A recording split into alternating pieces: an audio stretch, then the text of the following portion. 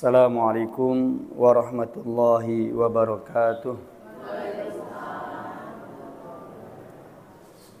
Innal hamdalillah nahmaduhu wa nasta'inuhu wa nastaghfiruh wa na'udzu billahi min syururi anfusina wa min sayyiati a'malina. May yahdihillahu fala mudhillalah wa may yudlilhu fala hadiyalah. Nashhadu an la ilaha illallah wahdahu la syarika lah wa nashhadu anna Muhammadan abduhu wa rasuluh. Allahumma salli wa sallim wa barik ala Muhammad wa ala alihi wa sahbihi ajma'in. Amma ba'du. Ayuhal ikhwah, Bapak, Ibu, muslimin, muslimat rahimakumullah. Alhamdulillah kita sama-sama bersyukur kepada Allah Subhanahu wa taala di pagi hari ini, meskipun cuaca kondisi diiringi dengan gerimis, tapi dengan kudrah, dengan inayah pertolongan Allah Subhanahu wa taala, kita masih diberikan kekuatan, kesempatan untuk bermajlis ilmu, majlis ta'lim atau majlis pengajian, yang insya Allah majlis ini majlis yang mendatangkan rahmat dan barokah dari Allah Subhanahu wa taala. Ayyuhal ikhwah, Bapak, Ibu, muslimin, muslimat rahimakumullah. Kalau kita berbicara tentang hidup bahagia, maka siapa sih di antara kita yang tidak mau hidup bahagia? Pasti semuanya pengen bahagia, baik di dunia ataupun di akhirat. Tidak ada di antara kita yang dia lebih memilih hidup rekoso, nggak ada. Pasti bahagia. Hanya saja kadang-kadang kebahagiaan manusia itu suka disandarkan kepada dirinya. Kalau seandainya konsep bahagia itu disandarkan kepada setiap individu, setiap orang, maka standar bahagia pasti beda-beda. Pasti beda-beda. Menurut A, bahagia itu ya begini, begini, begini. Menurut B bisa jadi beda lagi. Saya contohkan misalkan, umumnya kita akan mengatakan bahagia itu adalah orang yang memiliki kekayaan yang melimpah umumnya. Banyak duitnya, banyak sawahnya, tuan tanah, tanahnya banyak, sertifikat tanahnya numpuk. Umumnya orang memandang ini bahagia. Percaya nggak, Bu? Ada orang, dia termasuk deretan manusia terkaya di dunia. Jadi kalau di barat itu suka ada namanya, itu ada majalah namanya Forbes. Di mana Forbes ini suka rutin tuh mendata misal 100 orang terkaya di dunia. Nanti dikoreksi lagi tahun depan, terus seperti itu. Nah, ada orang yang masuk dalam kategori deretan orang terkaya, tapi dia mengakhiri hidupnya dengan bunuh diri. Ada. Kalau menurut kita harusnya dia itu bahagia. Kok bunuh diri? Harusnya bahagia, duitnya banyak. Mau apapun dia bisa. Tapi dia mengakhiri hidupnya bunuh diri. Mumet. Tidak mendatangkan ketenangan, ketentraman dalam jiwanya.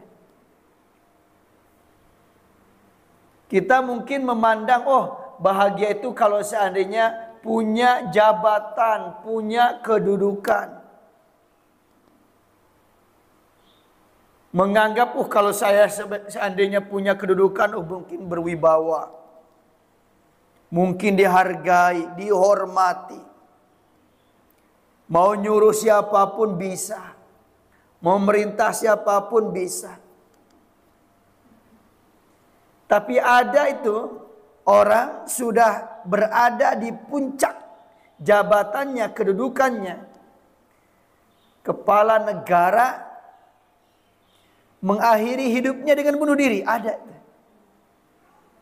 Harusnya orang itu bahagia, punya kedudukan yang tinggi. Tapi kok mengakhiri hidupnya seperti itu? Gelisah. Dipenuhi dengan kecemasan. Ini kalau seandainya kebahagiaan standarnya diberikan kepada masing-masing orang. Bisa beda-beda. Di kita saja mungkin ibu-ibu yang sudah usia 50 ke atas misalnya. Yang sekarang mungkin makan ini, makan itu bisa kebeli. Makan ayam, makan sate, tongseng bisa kebeli. Tapi kadang-kadang bagi ibu-ibu mungkin nikmat makan itu sebetulnya enak kayak dulu. Ketika masih kecil, nasi pakai sambal, pakai ikan asin, makan di pinggir sawah misalnya. Orang mungkin beda-beda. Kita kan kadang-kadang merindukan masa lalu, betul nggak Bu? Rindu pengen lagi kayak dulu lagi. Pengen ketika masih kecil, sekolah, SD, SMP. Walaupun mungkin pengennya ke masa lalu itu sebetulnya pengen muda lagi gitu. Bukan pengen ke masa lalunya, pengen muda lagi gitu. Jadi beda-beda bagian. Saya yakinlah ibu-ibu ada masanya di mana lihat daging itu sudah nggak kolu gitu. Sudah nggak kolu. Cukup makan itu tempe aja gitu. Ada masanya seperti itu dan itu bisa dinikmati. Maka ayolah ikhwah, standar kebahagiaan itu pasrahkan standarnya kepada Al-Khaliq, kepada Allah. Menurut Allah bahagia itu seperti ini, ambil itu. Jangan menurut manusia, karena kalau menurut manusia pasti beda-beda, pasti beda-beda. Maaf ya, seorang suami menganggap bahwasanya, kalau seandainya saya punya istri yang cuantik. Cuantik itu kan untuk menggambarkan betapa dia sangat cantik. Orang Jawa bilang cuantik. Padahal ada orang yang suami istrinya itu cantik tuh, melebihi artis Korea. Orang bilang wajahnya glowing, cemerlang, bening. Kita menganggap dia beruntung. Padahal dia Masya Allah sedihnya luar biasa. Karena supaya menjaga istrinya tidak tertarik sama laki-laki lain. Atau laki-laki lain supaya tidak tertarik sama dirinya itu. Oh, dijaganya luar biasa. Repot. Itu standarnya kalau bahagia diserahkan kepada individu. Nah, ada panduan dari Allah Subhanahu wa taala dalam surah An-Nahl ayat 97.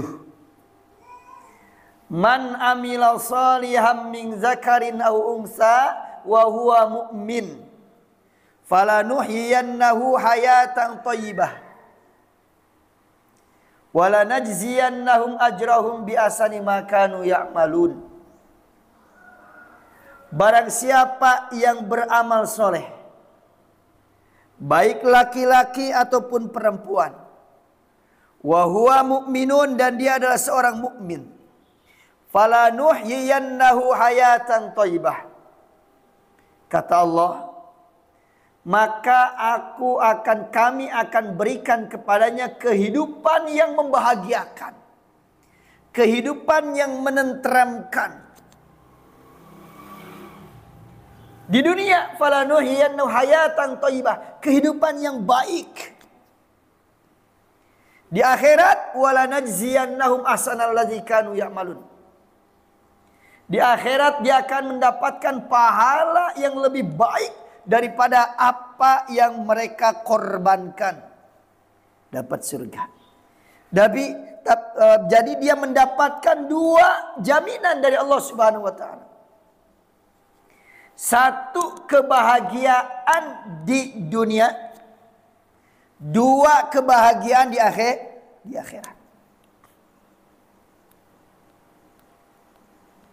Standar seperti ini. Ambil standar dari Allah Subhanahu wa taala. Jangan masing-masing. Dulu kan ibu-ibu ketika masih muda kan menggambarkan kalau seandainya dapat pasangan gitu. Tampan, kaya. Pokoknya banyak kelebihan-kelebihan pada dirinya tuh. Bos itu sudah mendapatkan segala-galanya. Tapi tidak sedikit di antara mereka, di antara ibu-ibu itu, ketika sudah hidup bersama, pujaannya ini, hidupnya itu, dia, maaf ini hanya contoh aja. Sampai badannya kurus gitu. Mohon maaf ini yang kurus-kurus, ini yang contoh ya, contoh aja. Kurus. Kenapa? Karena kalau masalah duit, wah suaminya bisa tuh, karena kaya tuh. Tampan, gagah. Tapi ternyata suaminya itu tertarik lagi sama anak SMA gitu. Apa enggak ngerkoso tuh seperti itu? Fasilitas hidup ada, tapi batinnya tersiksa. Kan kebahagiaan hakiki itu kan adanya dalam hati. Beramal soleh. Falanuhyiyannahu hayatan thayyibah. Dan gak apa-apa kita cari kebahagiaan, gak apa-apa. Wong kita selalu berdoa sama Allah Subhanahu wa taala. Dalam surah Al-Baqarah ayat 201. Rabbana atina fid dunya hasanah. Wa fil akhirati hasanah. Wa qina adzabannar. Duhai Rabb kami, berikan kepada kami kebahagiaan. Kebaikan di dunia. Demikian juga kebaikan, kebahagiaan di akhirat. Doa ini. Artinya dia selalu memunajatkan kepada Allah Subhanahu wa taala sebagai salah satu bentuk ikhtiar untuk mendapatkan kebahagiaan. Sebetulnya kan kita kalau berdoa itu sesuaikan dengan kebutuhan. Dan kebutuhan kita kan banyak. Banyak sekali. Kalau seandainya kita panjatkan kebutuhan kita kepada Allah Subhanahu wa taala, mungkin nggak selesai seharian. Karena saking banyaknya kebutuhan kita. Tapi kadang-kadang kalau seandainya kita minta sama Allah Subhanahu wa taala, baru setengah menit sudah bingung mau minta apa lagi gitu. Baru doa setengah menit. Doa 1 menit dia sudah kesusahan. Mau minta apa lagi? Padahal dia kebutuhannya banyak. Beda kalau seandainya ibu-ibu curhat di status. Penderitaan dari A sampai Z ada di status. Tapi kenapa penderitaan kita kok susah dicurhatkan kepada Allah Subhanahu wa taala? Maaf ya, bukan ibu-ibu di sini, ibu-ibu di sini solehah. Ini mah ibu-ibu di sana. Nggak ada di sini. Di sini mas solehah insya Allah. Ya seperti itu. Kalau seandainya kita kesusahan minta sama Allah Subhanahu wa taala dengan doa-doa itu, maka minimal dengan doa Rabbana atina. Karena kita sering mengatakan doa ini adalah doa sapu jagat. Sudah, kalau kita sudah bingung, doa dengan doa ini. Jadi kita ini mendingan lebih baik menunjukkan kefakiran kepada Allah Subhanahu wa taala daripada suka menceritakan kefakiran diri kita kepada makhluk. Mendingan kita curhatkan sama Allah Subhanahu wa taala. Ya Allah, aku butuh ini. Aku ini perlu ini, butuh ini dan lain sebagainya sama Allah Subhanahu wa taala. Berpahala. Nah, ya ikhwanikullah, kembali. Jadi bahagia itu beramal soleh. Kemudian dia seorang mukmin. Karena ada orang yang beramal baik, ada orang yang beramal baik. Jadi orang kafir kadang-kadang sifat kemanusiaannya itu lebih tinggi daripada kita, ada. Jadi kalau seandainya ada yang bencana kemanusiaan, itu orang kafir itu nyah-nyoh tuh, keluarin duit tuh. Ratusan juta, miliaran tuh.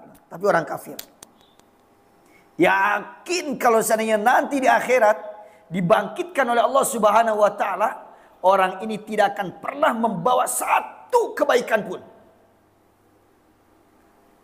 Karena kafir. Orang beriman sedikit saja beramal, nanti akan dilipat gandakan oleh Allah Subhanahu wa taala. Bahkan tidak sedikit di antara mereka balasannya juga ditampakkan ketika di dunia.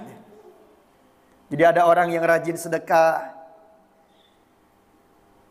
diberkahi usahanya, dilancarkan usahanya, itu ditampakkan di dunia. Walaupun kita tujuannya bukan itu. Tentu tujuan kita adalah akhirat. Yaitu bonus saja. Artinya kalau seandainya kita misalkan rajin bersedekah, rajin tahajud, rajin sholat duha, rajin sholat 5 waktu, kok hidup masih rekoso-rekoso begini, nggak usah kecewa. Karena sedang dikumpulkan kebahagiaannya oleh Allah Subhanahu wa taala kelak di surga, di akhirat. Kalau seandainya diberikan juga di dunia, ya alhamdulillah. Busyra ajil.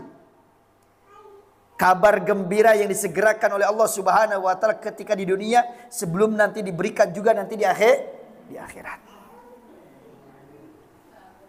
Nah, ya ikhwanikullah.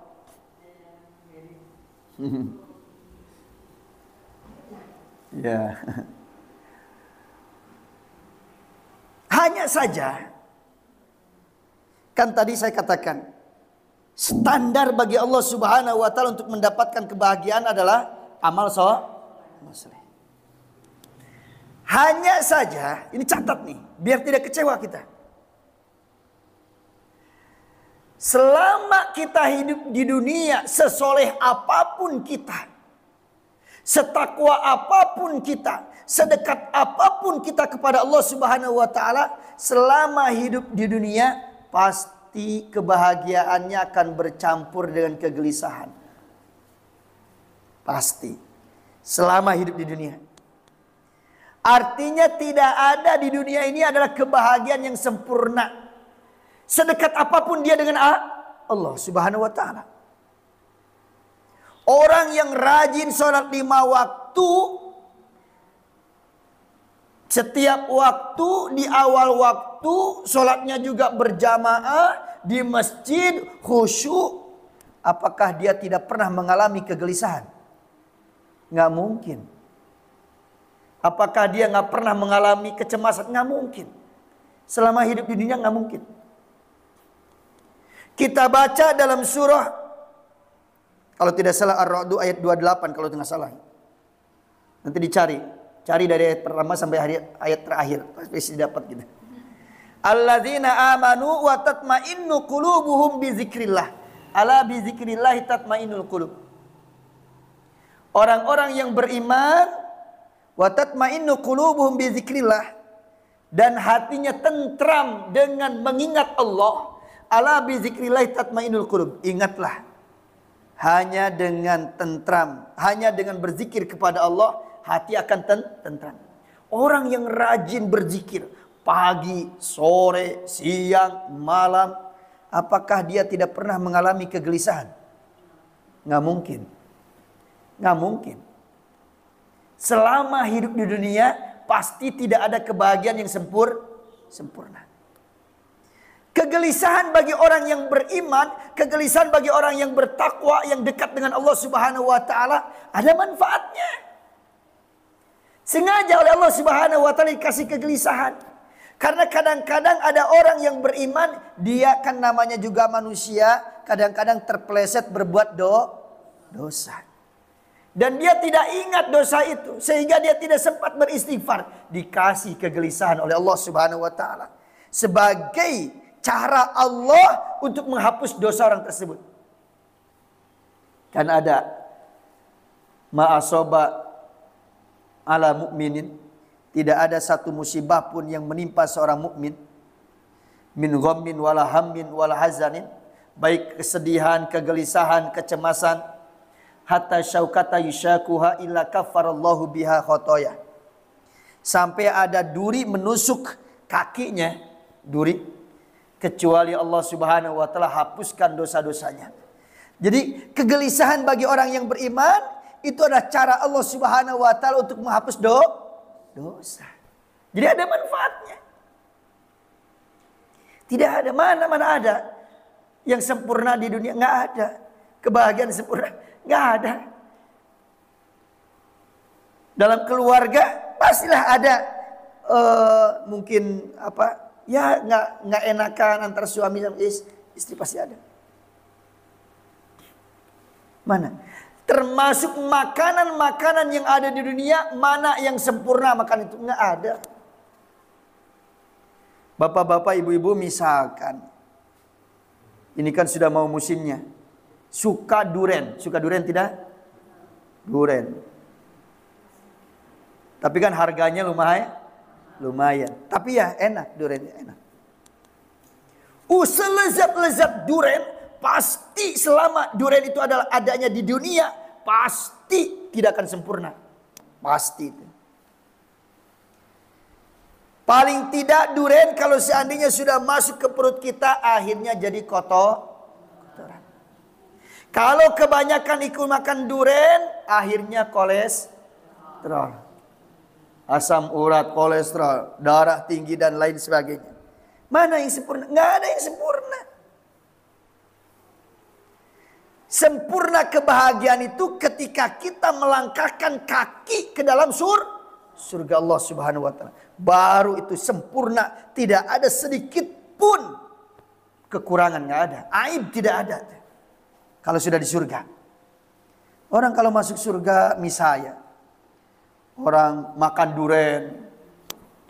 Seharian 24 jam di surga makan duren. Nggak bakalan kolesterol. Dan nggak bakalan menjadi kotoran. Nggak bakalan. Surga. Cuman kan nggak mungkin lah orang masuk surga cuman cari duren, kan nggak mungkin juga. Masa cuman makan duren. Pasti variasi kan, kenikmatan-kenikmatan surga kan ganti-ganti. Ini ibaratnya lah seperti itu. Jadi harus ingat, supaya kita ini, kok saya ya rajin sholat, tapi kok kadang-kadang masih ada gelisah. Nggak apa-apa, lanjutkan. Namanya juga hidup di dunia. Kemudian Imam Al-Qurtubi, demikian juga Imam Al-Baghawi, dalam tafsir-tafsirnya Imam Al-Baghawi itu ahli tafsir. Imam Qurtubi juga ahli tafsir. Beliau mengatakan ada pondasi kebahagiaan.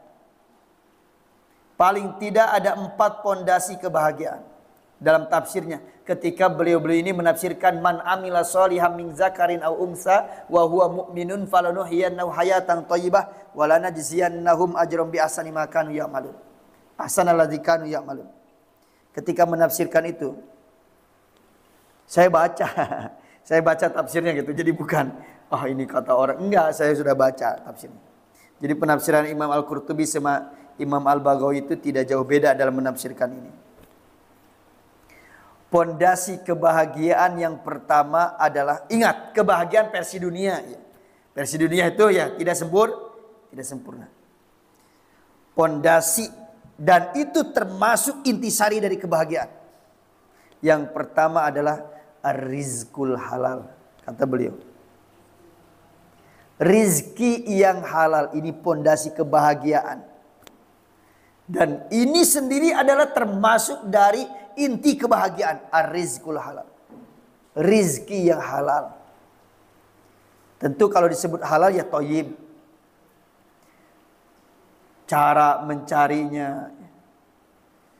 Mencari rizki itu pastikan apa yang masuk ke dalam perut kita, ke dalam perut istri kita, ke dalam perut anak-anak kita, pastikan itu adalah jalannya halal. Jangan ada perkara-perkara yang haram ataupun perkara-perkara yang syubhat masuk ke dalam perut keluarga kita. Karena kata Imam Qurtubi, umumnya orang yang terbiasa dengan ar-rizqul halal, kalau dia punya masalah, suka diberikan solusinya oleh Allah Subhanahu wa taala. Berikan solusi. Jadi orang bahagia itu bukan orang yang tidak punya masalah, bukan. Orang yang biasa santap makan minumnya dengan rizki yang halal, bukan berarti dia tidak punya masalah, pasti punya masalah. Selama hidup di dunia ya pasti ada masalah. Masalah di keluarga, masalah dengan ipar misalnya, masalah dengan mertua, ya gitulah. Kadang-kadang kan dari keluarga begitu. Suami baik, ternyata ipar yang nggak baik gitu. Kadang-kadang ipar baik, suami baik, mertua yang nggak baik. Udah macam-macam lah. Ujian memang seperti itu gitu. Dengan tetangga, dalam hidup masyarakat ada masalah. Pasti ada masalah. Makanya saya kalau ada ibu-ibu itu, kalau lihat saya, ngomong begini nih. Ustadz, kok kalau lihat Ustadz itu kayak nggak punya masalah. Saya suka tersinggung. Kalau dibilang sama ibu, misalkan Ustadz kok kayak nggak ada masalah, saya tersinggung. Kenapa? Setahu saya yang tidak punya masalah di dunia ini adalah orang gila. Orang gila nggak punya masalah, karena masalahnya cuma satu, gila. Ini satu aja. Dia mau kemana-mana nggak pakai baju, telanjang nggak masalah, dia biasa aja. Mau tidur di kolong jembatan, mau tidur di pinggir jalan, nggak ada masalah. Digigit nyamuk, ya nggak ada masalah, biasa. Kadang-kadang kita melihat ini orang gila itu gitu tuh, nggak tahu malaria, nggak tahu demam berdarah, katanya begitu gitu orang gila. Sampai-sampai ketika masa corona saja, corona itu nggak mau deket-deket sama orang gila mah. Nggak mau gitu. Jadi orang-orang normal tuh yang orang-orang gila itu, dia mah nggak pakai masker, kemana-mana jalan-jalan nggak pernah isolasi, santai saja itu orang gila. Karena begini Bu, kenapa coba? Itu logis juga sebetulnya. Orang gila itu kok tahan dari penyakit, kenapa? Logis. Sebetulnya ada logikanya. Karena begini, penyakit itu datang kan, masuk itu satu bisa lewat makanan, bisa lewat ya keadaan cuaca, bisa juga lewat pikiran. Orang gila itu nggak mikir tuh, jadi lost pikiran itu. Jadi ya sehat-sehat kita nggak pernah. Kalau ibu-ibu lihat anak begini, suami sudah umur 50 tahun tapi dia tertarik sama anak SMA, itu kan pikiran gitu. Bisa sakit itu. Benar itu. Jadi sakit itu bisa tumbuh karena banyak pikiran. Memang nyata seperti itu. Mikir sampai ya sakit-sakitan seperti itu. Gitu logisnya itu.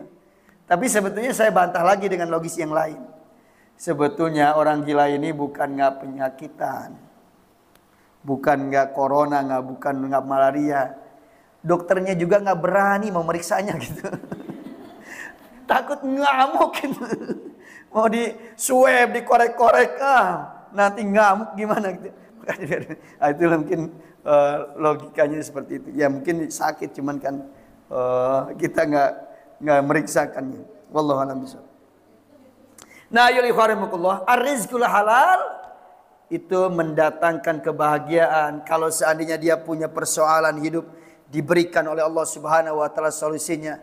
Wa may yattaqillaha yaj'al lahu makhraja. Wa may yattaqillaha yaj'al lahu min amrihi yusra.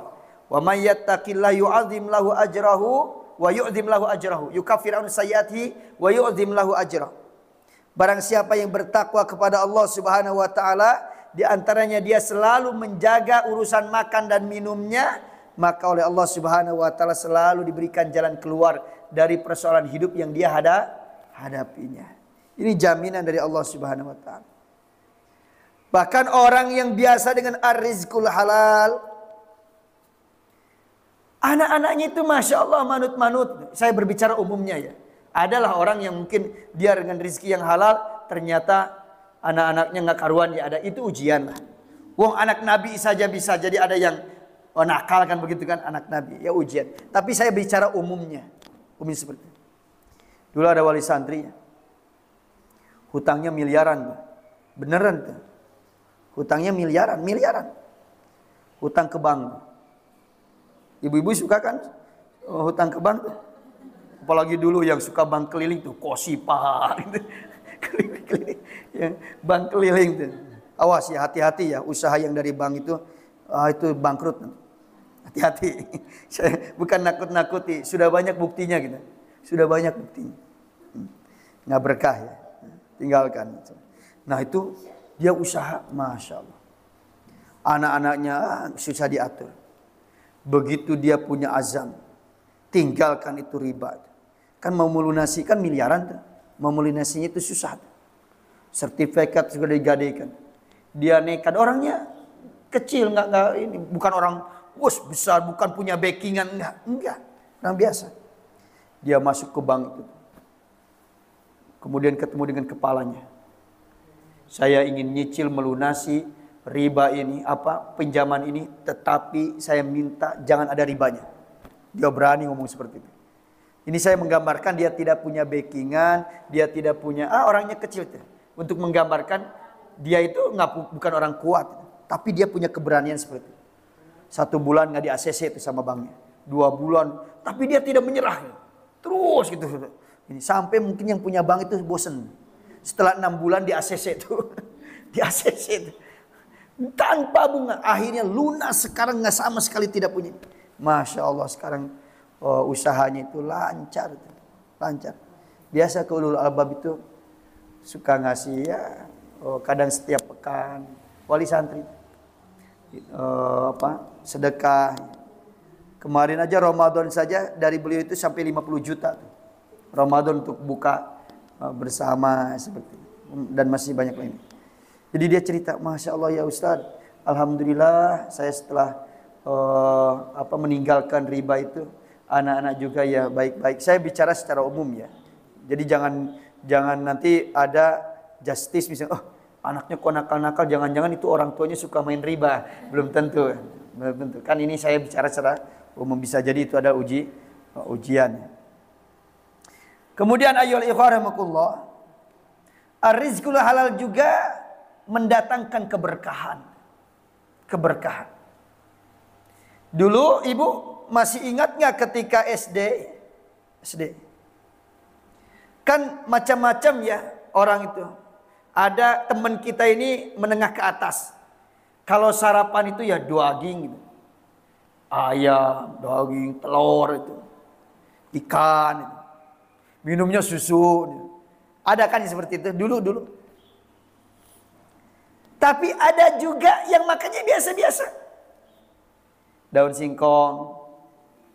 Kadang berangkat itu ya goreng singkong. Berangkat itu adalah kukus suwek. Ini kalau ibu-ibu nggak tahu suwek, berarti ini ibu-ibu yang masih muda nih. Tahu ya Bu, suwek kan? Saya juga tahu suwek itu di sini dan saya sudah merasakan suwek. Oh, kayak agak gatal-gatal gitu ya. Kalau sekarang anak-anak sekarang masa ada mungkin tahu suwek? Oh, nggak tahu tuh. Sekarang mungkin nggak ada yang sarapan suwek gitu, nggak ada. Uwi ya. UI saya ya, kalau UI itu kalau di kita kan taunya saya ubi di sini tuh UI itu kan apa ya, si tangkainya itu menjalar kemana-mana begitu ya, jalar kemana-mana. Ternyata setelah dicari-cari, besar sekali itu karena itu dia ada itu namanya UI. Saya ya pernah makan. Jadi makanan-makanan Jawa yang masa lalu itu saya biasa makan. Hanya satu sampai sekarang saya belum bisa makanan orang Jawa. Dulu ketika pertama kali saya ke sini, saya diajak ke pasar tuh. Kemudian beli kayaknya itu dikukus tuh, pakai plastik, pakai daun tuh. Dibuka, saya nggak bisa makan. Itu ternyata katul. Bener ya, ada ya? Tapi mungkin katul yang halus ya. Saya sampai sekarang belum bisa kalau itu gitu. Belum bisa. Sekarang mungkin sudah nggak ada mungkin ya. Masih ada ya. Itu kan. Udah pernah? Belum pernah juga tuh. Sudah ini zamannya sudah enak lah. Sudah enak. Alhamdulillah gitu. Nah, itu seperti itu. Jadi ada yang makanannya seperti itu. Tapi Masya Allah yang pinter-pinter teman kita itu ya orang yang sarapannya katul. Yang sarapannya itu ya uwi. Sarapannya ya suwak gitu. Jadi dia mengandalkan gizinya itu paling banter pakai bakwan tuh. Gizinya itu. Bukan pakai ini. Ada yang seperti mungkin dia dihasilkan dari yang rezeki yang berkah. Bukan saya ingin mengatakan berarti dulu orang-orang yang makannya enak-enak itu ya tidak berkah. Kemudian rezeki yang haram, bukan begitu gitu. Tapi ini sekedar sebagai contoh. Ya benar, silakan aja diingat-ingat. Dulu yang pintar-pintar itu kadang-kadang ya orang-orang miskin gitu. Orang-orang yang benar nggak Bu? Orang-orang gitu seperti itu. Kemudian kalau rezeki yang halal itu kadang-kadang matematikanya itu bukan matematika dunia lagi. Matematikanya juga matematika Allah. Matematika langit. Saya pernah berkunjung ke rumah wali santri. Masya Allah rumahnya itu sangat amat sederhana sekali. Anaknya banyak. Rumahnya sudah kecil, bangunan tua. Kemudian kerjanya bapaknya, sekarang sudah almarhum bapaknya itu. Kerjanya itu bengkel sepeda. Di kampung kayaknya sepeda kalau ada gojek di bengkel. Bukan bengkel apa itu? Goes ya, kalau goes kan sepedanya mahal-mahal. Ini sepeda-sepeda biasa yang di kampung itu. Anaknya itu Masya Allah mondok semua, bayar semua. Saya kadang nggak paham, ini kok bisa ya seperti ini. Padahal kalau kita misalkan sekarang ya, maaf ya, jujur saja gitu. Kalau sekarang kita misalkan punya penghasilan 1 bulan 1 juta, wah berat. Buat minyak goreng saja sudah berat. Kalau bapak-bapak buat pertalit itu sudah, berat. Ini anaknya aja ada yang di ulul albab. Kebanyakan di ulul albab. Ada yang di Ngeruki ketika itu. Ada yang di Al-Islam Lamongan. Kalau tidak salah 5 anak atau 7 anak semuanya dipondokan. Dan semuanya itu bisa bayar. Ini mungkin hitungannya hitungan langit tuh, berkah tuh. Sampai-sampai ibunya pernah ngomong begini, Ustadz, ibu ini sudah bertahun-tahun gak pernah beli baju baru gitu. Nggak pernah beli baju baru. Nah kenapa Bu? Dikumpulin buat biaya anak gitu. Biaya mondok anak. Jadi nggak pernah beli baju. Kalau ibu-ibu sekarang jangankan baju. Setiap kali lewat tukang bakso, wah kayaknya gatal beli bakso aja terus seperti itu. Kalau laki-laki sekarang mancing musuhnya mancing. Mancing itu pakannya itu pakai yang mahal-mahal. Ada kan? Pakannya itu mahal-mahal. Istrinya di rumah makanya pakai kerupuk. Mancing pakai mancing aja seperti itu. Sama udud gitu. Mancing sama ududnya. Kalau bapak-bapak ya. Ya. Kalau ibu-ibu ya main HP terus. Misalkan enggak ya. Insya Allah di sini enggak lah. Tapi ya banyak ya ibu-ibu di sana itu ya. Sekarang itu anaknya itu ya ini. Kadang-kadang ya kalau dulu Bu Kalau anak-anak ibu-ibu dulu, anaknya punya 10, ngerti itu anaknya ada di mana tuh. Tahu tuh. Yang satu itu lagi di pohon tuh, lagi naik tuh. Yang satu lagi, oh itu lagi mainan tuh, koceh-kocehan. Yang ini lagi di mana? Oh itu lagi di dapur tuh. Jadi tahu 10 itu tuh. Sekarang itu ibu-ibu sekarang anaknya 2 nggak ngerti maghrib kemana anaknya gitu, nggak tahu. Padahal anaknya bawa HP, ibunya juga bawa HP itu, tapi nggak tahu itu. Kalau ibu-ibu dulu tuh harus ngerti. Mana yang pertama itu lagi naik pohon tuh. Jadi tahu. Sekarang itu masya Allah nggak ngerti tuh, karena HP terus main HP ya. Giliran tidur diperiksa tuh HP suaminya tuh. Mau tidur siapa? Padahal kan suami juga nggak bodoh-bodoh amat bu. Jadi sebelum tidur dia kan sudah hapus pesan gitu. Kalau nggak bodoh. Sudah hapus. Kalau nggak, ini hanya guyonan aja. Sudah hapus pesan. Nah, ya ikhwarahimakumullah. Jadi ada seperti itu. Ya ini adalah dari keberkahan.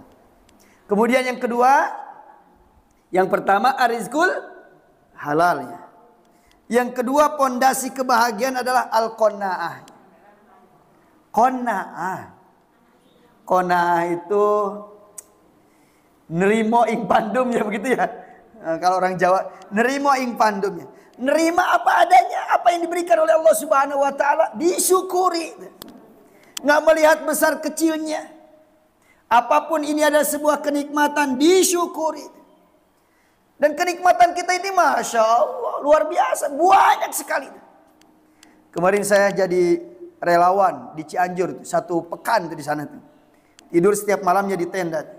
Saya menyaksikan masya Allah ada orang yang dia ngumpulin duit bertahun-tahun, belasan tahun, puluhan tahun, kemudian bangun rumah. Baru saja finishing ambruk tuh, hanya berapa detik tuh. Padahal dia ngumpulinnya bertahun-tahun. Ibu-ibu punya rumah mungkin sederhana, hanya bisa untuk ngiup dari kehujanan, dari terik matahari, dari kedinginan, tapi masih alhamdulillah. Orang-orang Cianjur itu sekarang itu ada yang tendanya itu di sawah. Saya lihat bener di sawah. Kalau seandainya ibaratkan ya, ibu-ibu kan pernah lihat ada kandang bebek ya di sawah ya. Kayak gitu, cuman agak ditinggikan gitu biar bisa masuk orangnya gitu. Seperti itu. Di kebun-kebun, di ladang, di sawah, karena kan belum berani juga ya di rumah. Kalau rumahnya retak-retak, semakin was-was ya. Saya sendiri ya tidur ya di tenda karena ya memang masih ada gempa-gempa seperti itu.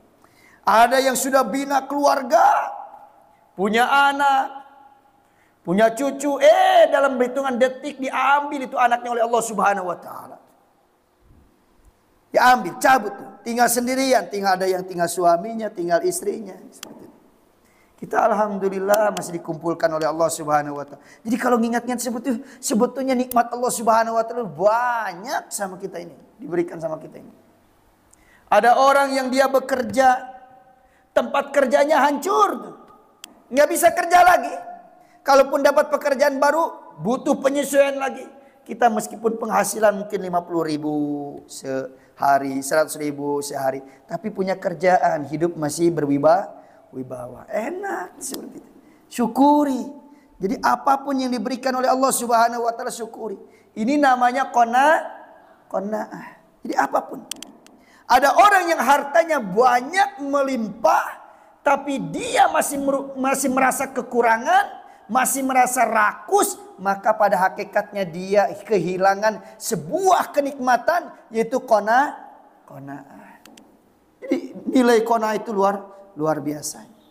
Bapak-bapak maaf ya, saya suka merenung. Saya bukan pencitraan ya, bukan. Tapi sebagai ini. Seingat saya selama berkeluarga ya namanya juga hidup ya, kadang ada masalah ya suami istri. Tapi tidak pernah nampar, nempeleng, mukul, nonjok atau nendang misalnya seperti itu. Ya bapak-bapak di sini juga sama lah, tidak pernah seperti itu. Sebetulnya gampang, hanya mikir satu aja.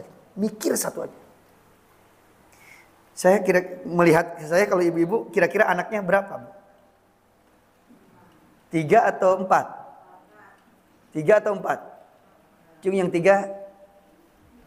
Melihat kan? Melihat saya kira-kira berapa Pak? 3 atau 4? Oh iya. 3 tambah 4 Bu. 7. 3 tambah 4. Saya mikirnya ringan. Kalau saya punya masalah misalkan dengan istri. Istri saya itu sudah ngasih anak 7. Dengan pengorbanan itu kematian tuh. Jadi melewati kematian itu 7 kali gitu. 7 kali kan kita melahirkan itu kan hidup mati, hidup antara hidup sama mati itu. Sudah mikir gitu aja sudah. Nggak ini. Dan semua anaknya yang rekoso istri, tapi semua anak dinisbatkan kepada suaminya. Nggak ada kan? Oh, Hajar binti Aminah, nggak ada. Semuanya Hajar binti laki-laki. Padahal yang rekoso adalah ibunya, istrinya. Sudah itu ada sebuah kenikmatan. Dengan jalan itu punya kesempatan bisa estafet amal. Kalau kita mati, kita punya anak bisa melanjutkan amal soleh. Jadi jariah. Udah mikir gitu aja sudah ini. Kalau seandainya masih kita kekurangan, kok istri saya itu begini dan lain sebagainya. Atau mungkin suami saya kok begini. Lihat pasangan hidup itu kita ini tanpa kita suruh masih mau sholat gitu. Sudah gampang. Jadi mikir nikmat itu ternyata gampang. Misalkan seorang suami, katakanlah istrinya kayak gitu banyak kekurangan dalam urusan fisik. Tapi dalam urusan sholat tanpa kita suruh sholat. Padahal kalau seandainya tidak sholat, kemudian suaminya tidak nyuruh, dosa nggak suaminya?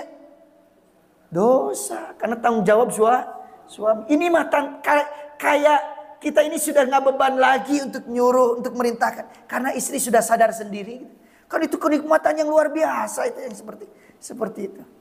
Masya Allah. Nah, jadi kalau ngingat-ngingat nikmat itu ya banyak. Qanaah.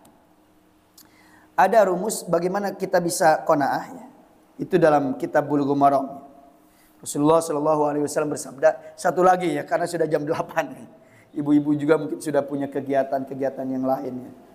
1. Unzuru ila man huwa asfala minkum wa la tanzuru ila man huwa fawqakum fa huwa ajdaru alla tazdaru nikmatallahi alaikum.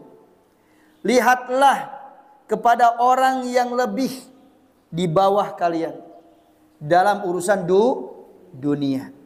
Jangan suka lihat kepada orang yang lebih tinggi dalam urusan dunia.